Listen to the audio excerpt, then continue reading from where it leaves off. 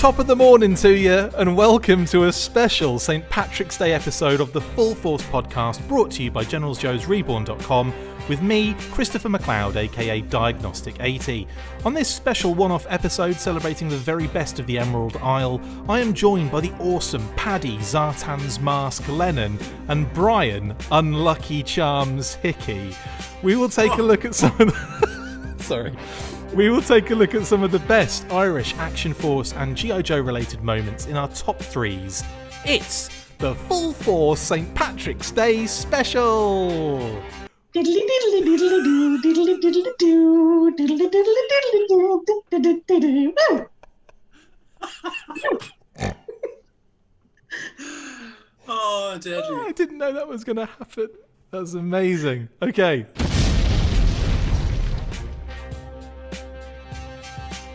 Action Force and G.I. Joe have always had a very special connection with Ireland, whether it be particular characters who were born on the Emerald Isle, or interesting developments in the production of the toy line. The two, or three if you count the numerous brand names, have always been intrinsically linked. We are going to highlight a number of those links with yet another fun top three party. This time, looking at all those Irish G.I. Joe and Action Force ties. So let's start with Paddy. What are your top three favourite Irish G.I. Joe and Action Force moments, bud? Right, so this first one isn't really a moment, but it is just to call attention to the fact that the vast majority of the Action Force vehicles and G.I. Joe, the Action Force vehicles, were made right here in Ireland, in County Waterford. Hasbro had opened a factory in County Waterford back in 1977. And it was a pretty big deal at the time. It was their biggest factory outside of North America, and the biggest. It's still to this day the biggest toy factory in Europe. Interesting. Hasbro's factory down there is one of the few factories where they both made the tooling and also made the toys. You probably know yourself, Chris, from working on Boss Fight, that the tooling is generally done at a separate factory, and then brought in to be doing the injection molding on a freaking crane. By a crane. But the Irish facility actually has all of that stuff under one roof.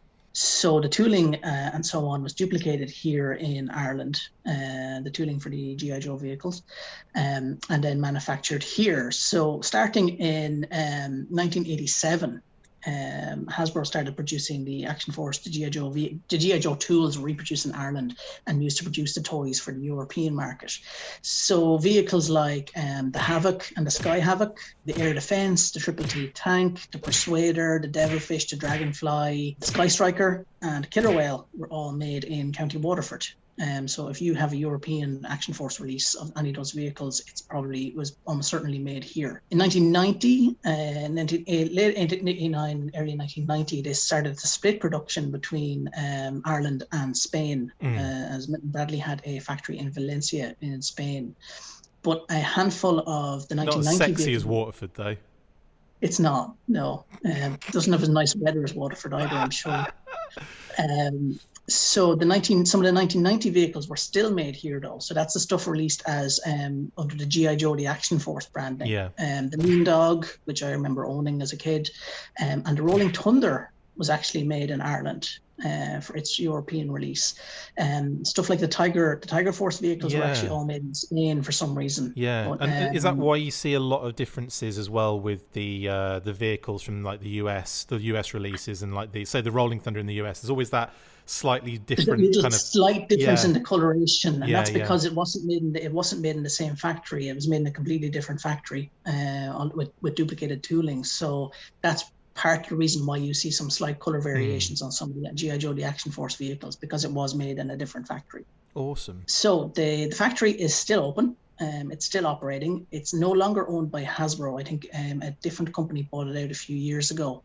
But it still produces some Hasbro products. So if you buy Monopoly or Guess Who, it was made in the Waterford factory. Awesome. So it's still producing stuff to this day.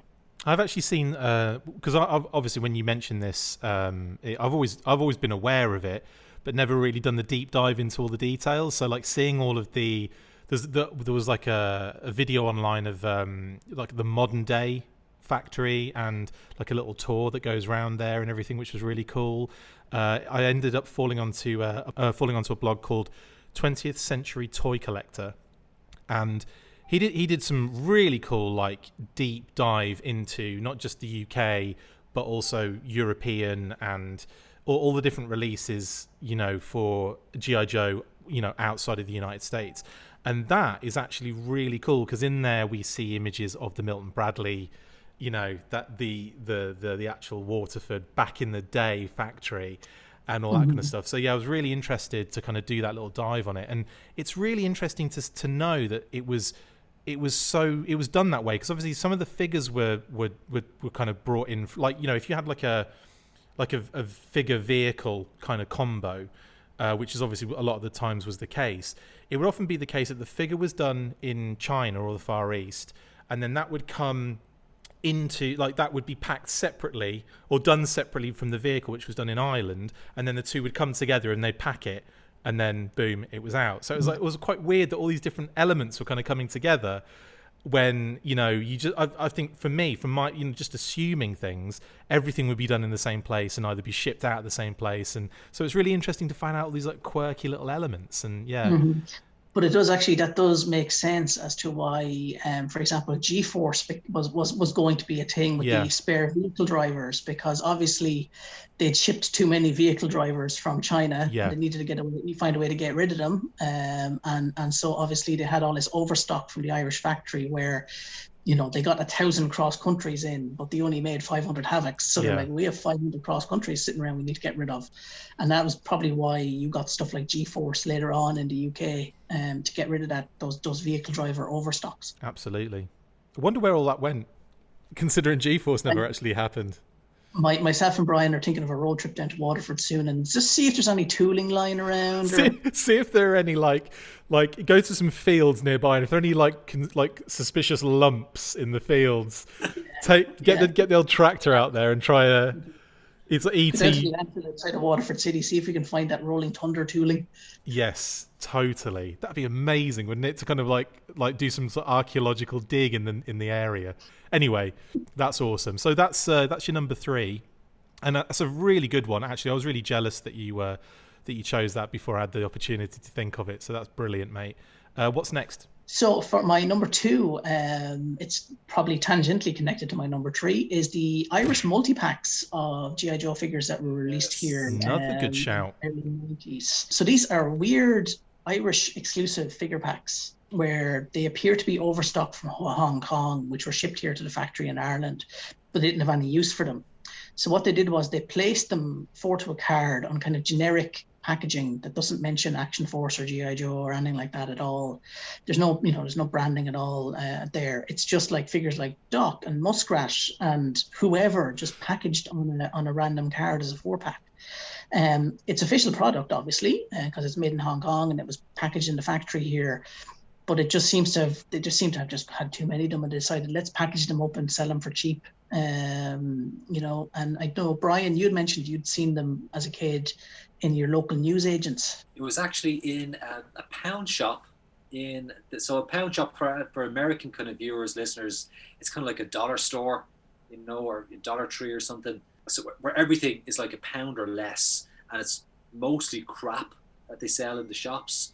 But they had these figure packs, bins and bins and bins of these figure packs. I didn't pick any of them up. There was like, I think there was £2, and you got the 4 figures in the pack. Like it was, and normally these figures were retailing for $5 a piece just for one figure. Yeah. At this point, I mean, it was coming close to the end of the popularity, you know, very close to the end of the popularity of the toy line. I was starting to get a little bit older, and I had all those figures anyway. Brian was 33 in my collection. at the time. Because I had them, I didn't buy them, but I still have dreams today where I wish I had emptied out those bins and taken them with me. Because I still wouldn't have them now anyway, because my parents I've never seen one in person. I know they tend to go for over €1,000 each now in the aftermarket. To the bed. We could have funded the book with that stuff. One bit of that. 27 packs. 27 packs. Done. That's insane. That is insane. Mm-hmm. That's great. Yeah, okay, cool. So we've got the multi-packs at number 2. What's your number 1 Irish-related G.I. Joe thang? And of course, my number 1 Irish-related G.I. Joe item is Lady J herself. Yay! Isn't she just in her Action Force bio? Of course, she's a lovely Colleen from Cork, and who attended Trinity College and then the Irish Army, training in the Curragh camp, which both myself and Brian could probably walk down to. It's so close to us.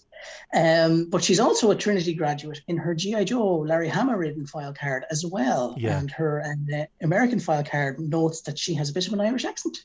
Brilliant. A faint Gaelic lilt that adorns her speech, according to Larry Hama on the original bio card. So, makes sense. I mean, that's why obviously he's getting her own live action TV show. And Hasbro really need to lean into that when that Amazon show arrives. I want her to be speaking in a full-on Cork accent. You know what, Cobra Commander? You're so Cobra Commander. Oh, that's brilliant. Yeah. We need to bring Larry Hama to Cork and let him hear what a lovely Irish lilt actually sounds like. Yeah, probably would change his mind, wouldn't he? Subtitles.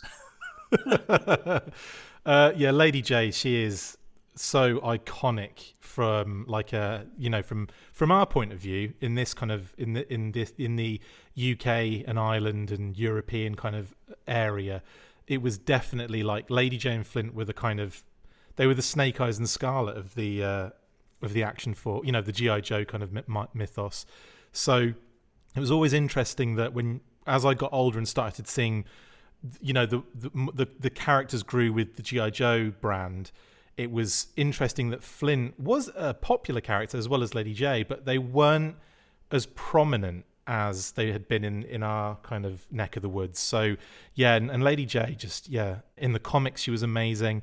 In the cartoon she was always great, and there was a lot of episodes. They handpicked them so that Flint and Jay were in a lot of them. But she was my favourite kind of female character growing up, I think. So yeah, good shout for number 1 there, Paddy. Brian, what have you decided to choose for your top 3, starting with your number 3, mate? Well, for my number 3, I'm going with Maurice Pratt. This is fantastic. Now, let me explain. So it's actually not really Maurice Pratt per se. It's let's put some context in this. There was a chain of supermarkets in Ireland in the 80s when Action Force was in its prime at retail, called Quinsworth. And Maurice Pratt, I'm guessing he was like the owner of Quinsworth. The son of the owner. But he was also the face of the brand.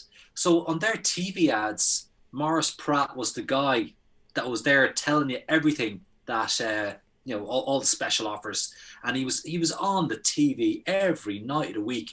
Commercial break, boom, Maurice Pratt, Quinsworth, telling you $9.99, blah blah blah blah. And he's Mr. No personality, right? Oh my God, this video is incredible. There was a Christmas commercial in 1982, and that commercial is on YouTube. You can see the finished commercial. Execute beam transfer. Show me these Quinsworth toys. Okay, Dart, let's look at the scanner. Jedi speeder bike, $6.99. Scout Walker, only $14.99. Cindy's new Super Home, $49.95. Fisher Price Activity Centre, $14.95. Chatter Telephone, $7.99. Tiny Tears Doll, $14.95. Monopoly, only $8.99. Evel Knievel Stunt Cycle, $14.95. And the Atari Video Computer with 2 free cartridges, £113. I am impressed. The biggest range of toys with many at last year's prices at your local Quinsworth store now. There's these great outtakes from that commercial where Maurice Pratt, who's like completely like cardboard, trying to, talk to a green screen character that's not even there. And behind Maurice Pratt, there is loads of Action Force stuff. Amazing. Loads of APCs and everything. I mean, it just looks fantastic. It is resolutions. A wall of red and yellow, isn't it? It's gorgeous. Yeah, it's amazing. Beautiful. Absolutely. An Action Force wet dream is what it is. Let's look at the scanner. Okay. Maurice, you're losing the... I'm sorry, I know it's difficult, but you're losing the enthusiasm and the old drive. At the camera. Now, you said materialize, then I have to turn and look. Right? Oh, what do you mean? Yeah. Turning as this... Exactly.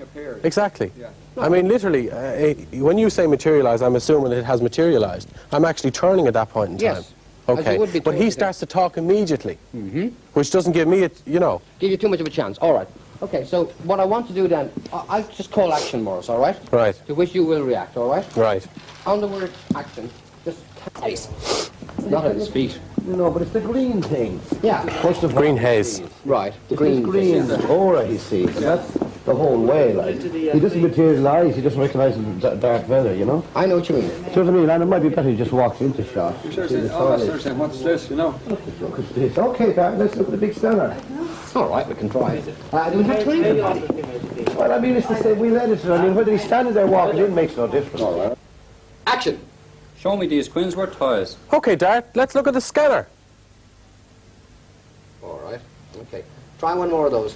In this particular outtakes, the director comes out from behind camera and is like, Maurice, you're losing them. You're losing your enthusiasm and the old drive. And Maurice starts arguing with him about, you're saying, whatever. Like he appears and I'm looking and what am I, and he starts trying to direct the director on the commercial. It's amazing. And then it cuts to some old guy, we don't even know who he is, and he's trying to tell the director how to do his job. I really feel sorry for the director. But the Action Force stuff in the background is like, yes. I think it's crazy. That is, I think, the single best choice we've had in the top threes since we've been doing them. When you posted that video, I was like, why have I never seen this before? Why is this only coming to my knowledge now?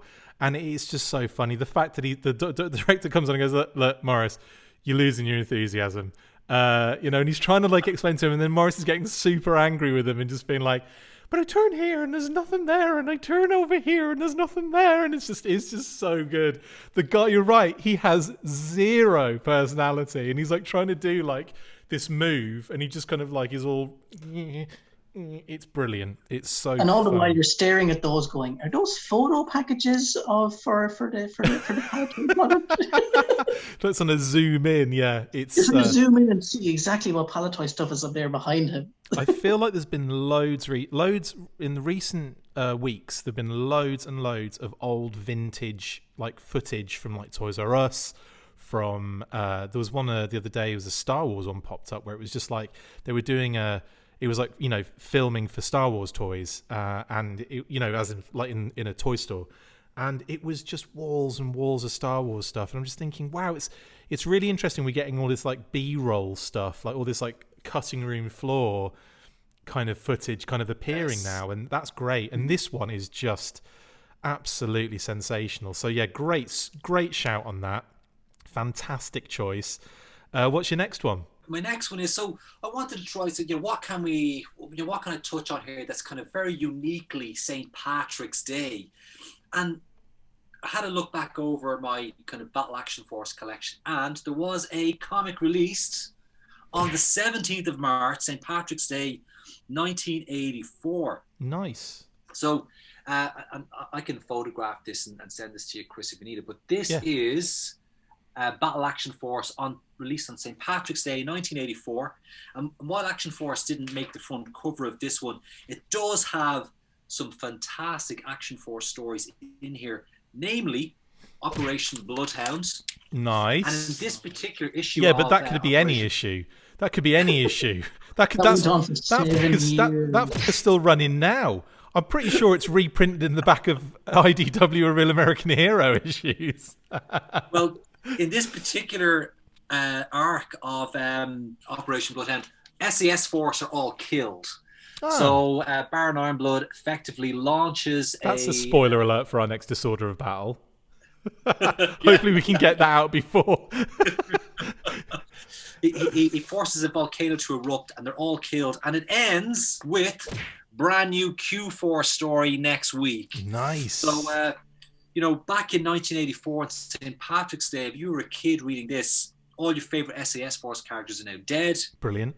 And it's gone to a Q4 story next week. Then we have as well, we've got in there another great Action Force story, the Black Major. Yes. This is a brilliant story of John Shepherd, who would go on to become the Black Major. And in this particular character development in some of these issues, like they go into depth on the Black Major's origin, don't they? I mean, this story runs for months, and it goes from his time as a schoolboy right through his kind of career, how he gets into crime, how he's carrying a lot of chips on his shoulder, got a lot of grudges. How many potatoes is that? Like a Royal Marine, a member of Action Force, and ultimately we all know he ends up with the Red Shadows. But a great Action Force story in there. And of course we have one other Action Force story in the mix, Desert Strike, which we have covered. Fantastic. On the Disorder Battle series. Yeah, go check it out. I won't go into Desert Strike, but just check out Desert Strike on the Full Force YouTube channel. It's a fantastic Z-Force story by Frank Noble. We'll spoil it all for you. You don't even have to read it. and obviously the last bit of Action Force content in this St. Patrick's Day issue from 1984 is the data file on the SAS Boat Patrol. Fantastic. And Stakeout. And now we look at the size of that bloody bio for Stakeout. Yeah, it's like a sentence. Yeah, right there it is. There's the greatest bio in human history. Amazing. Son of a Liverpool docker. 300 words in a book. Yeah, good luck. Good luck with that. Just put that, that Latin text that you always get as a default in. Nor et ipsum, yeah. Put that in. Yeah. Right, Brian, brilliant, mate. Another cracking choice there. What was your nexty? Well, my last one is I've got to go with an Action Force character, and I'm going with Patrick Liam O'Flaherty, codename Phones, and he's the Q4 sonar officer. I didn't realise he was. I didn't know he was Irish. You wouldn't be able to tell it from the name. With a name like that, yeah, no way. And he's from Dublin, Ireland, which is my hometown. So, what I really want to showcase here is this brilliant data file card in Battle Action Force, which is illustrated by Eric Bradbury. Gorgeous. So of my favourite Irish Action Force character, Eric Bradbury is one of these comic artist greats, and he's done all the artwork in this. Eric did a few of the data file cards very early on, and his data file cards visually are streets ahead of whoever the unnamed artist is that took over after him. But it's a beautifully illustrated Eric Bradbury piece of artwork. But bringing it back to Patrick Liam O'Flaherty for a few minutes, he doesn't get a lot of comic time in the comics universe. He has more names than he has comic time. That is actually true. I think he appears in maybe 2 or 3 stories, but yeah, he's got like Patrick Liam O'Flaherty. If you count the O as a name, he's got 4 names and his code name. So he's usually a sidekick to someone like Dolphin or Leviathan in the various stories.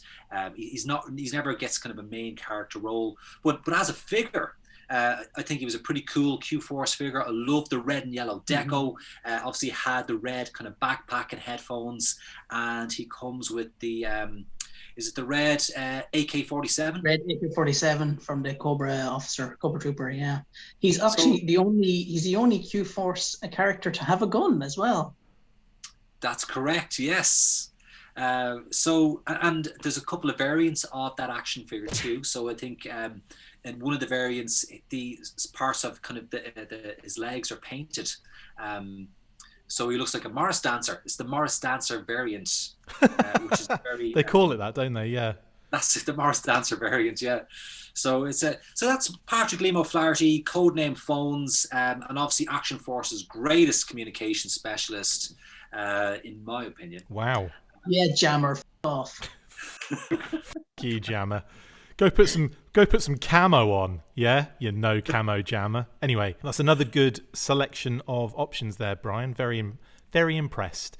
That leaves me then, doesn't it, to do mine? So I'm going to start with, and again, funny enough, I didn't really have much left in the in the Irish connections. I couldn't think of anything really super. We left you at least 2 characters, Chris. Well, actually, you actually left me with quite a few things, but in terms of things that are like close to me. They are anyway. These are the ones I picked. So at number 3, I have gone with, and this is through a complete love of the Sunbow cartoon, the G.I. Joe cartoon, and of course the Action Force cartoon.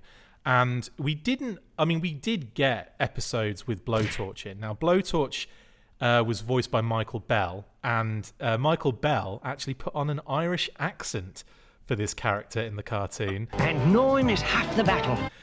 Which was really interesting, because obviously the bio, like Timothy P. Hanrahan, or Hanrahan Timothy P., as I think it's Breaker calls him when he's reading out this is another reason why this particular character is quite close to my heart. But when he's reading the list of dead people out on the Worlds Without End episode, and he's just going through, he's got Hanrahan, Timothy P., codename Blowtorch. He says that one, and I was always like, it stuck in my head. I could always remember those names because of the way Breaker said them. And what's really interesting is that the characters from Tampa, Florida, makes no mention of the Irish connection. I suppose Hanrahan is about is the connection there. So that was the kind of thing that kind of, I suppose, gave the voice actors, but also I think Wally Burr, the voice director, director of the voice actors himself, like it probably would have given him the idea to let's go with an Irish tone on Blowtorch. So I always thought that was a very interesting thing, and I probably should say as well that Blowtorch in the UK actually came out in 1985 on Palitoy card, and he was from Toulouse, France. So it's quite interesting that we still don't get an Irish connection for this particular character in that way. But yeah, I guess Hanrahan was the... A really good thing for those Palitoy cards. They just rolled dice and picked... They had the map, didn't they? With the darts. Because they didn't give them names, so they were just like, throw a dartboard, like, Toulouse. Okay, I guess Scarlet is from Belgium? Yep, there we go. Sometimes they just made the f***ing places up as well. If you look at, I think it's Blizzard, I think he comes from a place that doesn't actually exist because it's a mistake. It's in the wrong... I think they say... I can't remember the details, but anyway, have a look at specifically Blizzard's European release. Anyway, let's move on to my second place then, and which is... so Blowtorch number 3. At number 2, I've gone with Deep Six. Now you might be thinking, huh? Why is Deep Six in your choice? Well, again, going back to 1985 and with Palitoy again, we get the Flying Submarine, and with the Flying Submarine, which is also known as the Shark in the US and most everywhere else, we get the deep sea diver Deep Six. A solitary figure by nature, Deep Six is happiest when at the bottom of the ocean, where the light doesn't reach you and the water pressure can crush you like an eggshell. Prior to joining Action Force, Deep Six had 10 years diving experience on North Sea oil rigs. And where's he from? Guys? Cork. Cork, Ireland. So, yes, very interesting kind of backstory for Deep Six. But again, this was one that I really liked because I didn't have this particular release. I had the boxed shark that I got was a sky shark, and it was Canadian, I think. It was some weird thing like that. It was either a European or a Canadian release that I got for the sky shark. So I never really had the Flying Submarine and Deep Six. But again, another character that I thought was really interesting and portrayed very similar to his, I think his US kind of card in the cartoon. So that was always quite interesting. But yeah, another Irish connection there. Unsurprising that the grumpiest fecker in Action Force would be from Cork.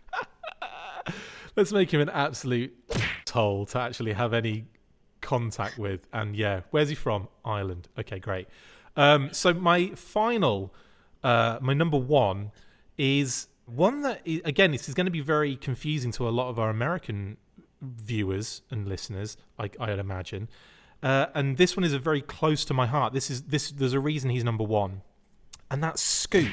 So Scoop in 1991 came out in the UK and Europe on the European card at the time, the G.I. Joe. We're talking the G.I. Joe card now. No G.I. Joe The Action Force, no... 91, they transferred just to G.I. Joe International Heroes at that stage. Or just G.I. Joe. There's nothing else. Yeah. It's just literally G.I. Joe. And then Scoop's particular release got a completely new birthplace of Dublin, Ireland. Yes, Dublin, Ireland, for the microwave transmission specialist and journalist. So the reason I kind of chose him at number 1 for me personally is because when I was a kid, I actually got Scoop, but not this version of it. When I was younger, obviously, I picked Scoop up in the US, and horrible story coming up. But when I got back to the UK and I had this figure and I was playing with him, I also had a Sergeant Slaughter with this Triple T, and I'm like messing around in my Auntie Di's house at the time, Auntie Diane, and she had this really thick carpet in the house, by the way, and I lost for one thing, I lost my Sergeant Slaughter baton, so that went, or Sergeant Slammer baton, because it was a UK version of that I had, and an American Scoop. That dropped in the carpet, never to be seen again. Probably sucked up with a vacuum cleaner somewhere.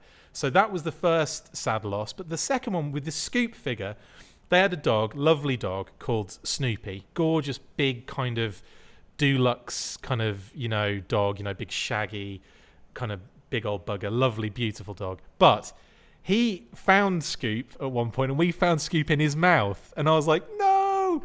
It was wrestled out of his mouth, and Dad managed to get the helmet had come off inside Snoopy's mouth as well, and he'd bitten into it, so he'd crushed the helmet, but I'd managed to kind of salvage that. So it's like the helmet is like, it has all these stress marks over it, but didn't actually break, so I was really happy about that. But the tiny little friggin' microphone that comes out of the helmet was been swallowed or whatever, so I never saw that again.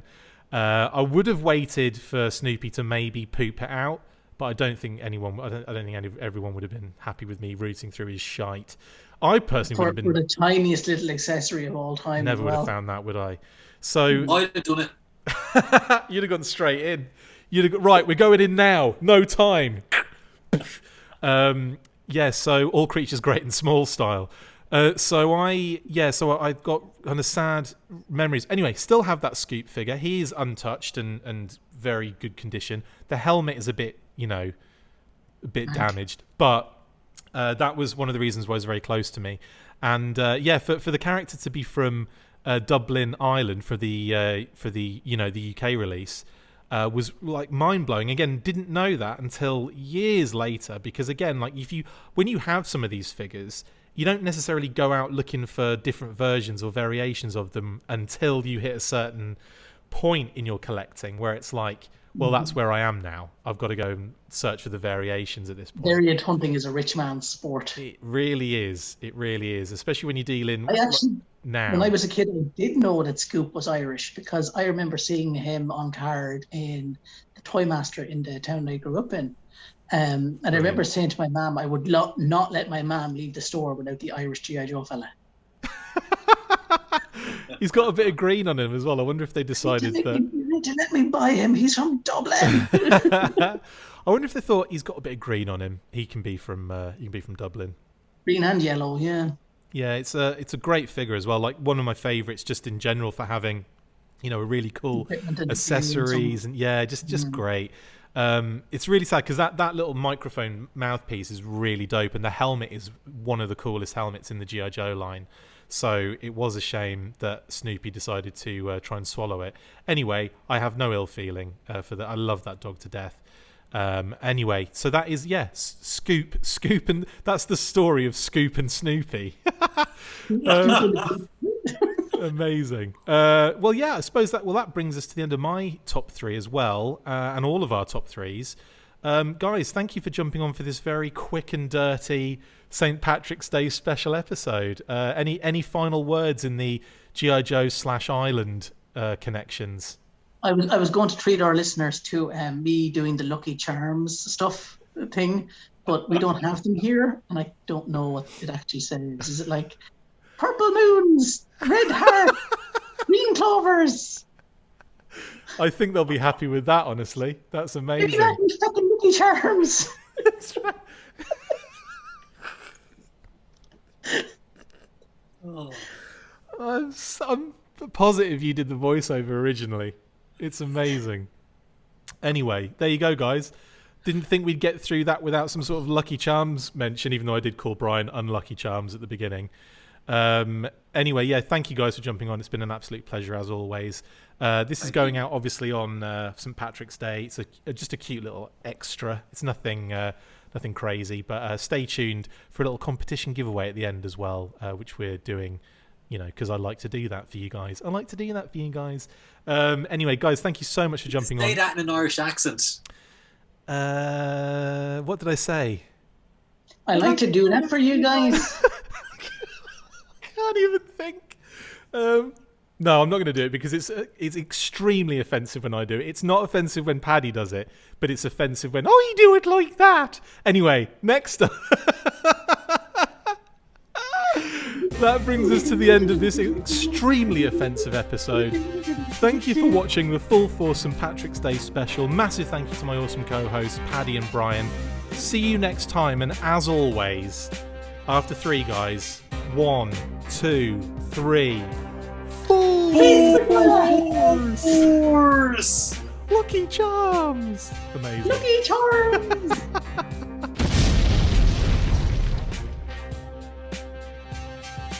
Competition time! On this special episode, and keeping in the spirit of things, we are giving away a G.I. Joe Retro Series Lady J, courtesy of Dublin City Comics and Collectibles. All you have to do to have a chance of winning is give us your favourite Irish-related G.I. Joe and Action Force moment in the comments below. We will announce the winner on the next weekly episode, Full Force. Make sure you get involved with the discussion by liking, sharing and commenting on these videos, and as always you can keep up with the show after listening by following on Twitter @TheFullForce, liking the Facebook page facebook.com/TheFullForce, and if you would like to contact the show you can message us on either of those platforms with feedback and questions. We also have a Patreon page, so if you want to show your support for the show, see your name up in lights on these videos, or enjoy exclusive bonus content, then check out patreon.com/TheFullForce podcast, or click the link on any of the posts this podcast appears in. Full Force.